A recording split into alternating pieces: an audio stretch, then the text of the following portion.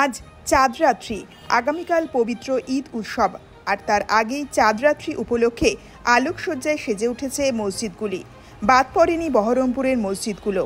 আর তাই জমিদারি পাড়া জুম্মা মসজিদ ও গঙ্গাধর মসজিদে আগামীকাল ঈদের নামাজ অনুষ্ঠিত হবে। জমিদারি জুম্মা মসজিদের ইমাম সাহেব আমির হোসেন জানিয়েছেন, এই চাঁদরাত্রির দিনে পশ্চিমবঙ্গের বিভিন্ন মসজিদের পাশাপাশি বহরমপুরের মসজিদগুলো সেজে উঠেছে।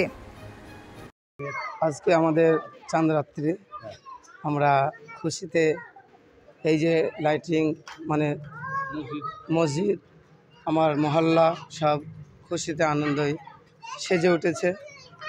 সকাল হলেই ঈদুল ফিতরের নামাজ হবে ইনশাল্লাহ। এই যে আজকের দিনটা, এই যে চাঁদরাত্রির যে দিনটা, এই দিনটায় মানে কি মসজিদ, প্রায় মসজিদ সব সেজে উঠছে।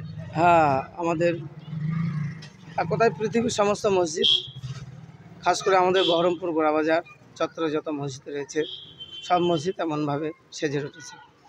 তো মানে কালকে তো খুশির ঈদ, হ্যাঁ, তার আগেই মানে দেশ জুড়ে তো একটা আনন্দের একটা দেশ জুড়ে একটা আনন্দ উৎসব মেতে উঠেছে।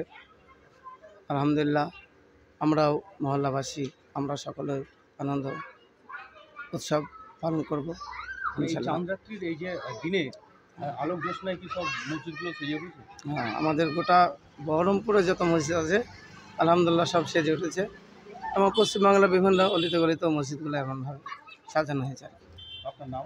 আমার নাম মোহাম্মদ আমির হোসেন, আমি গোড়াবাজার চত্বরের জমিদারি মসজিদের ইমাম সাহেব।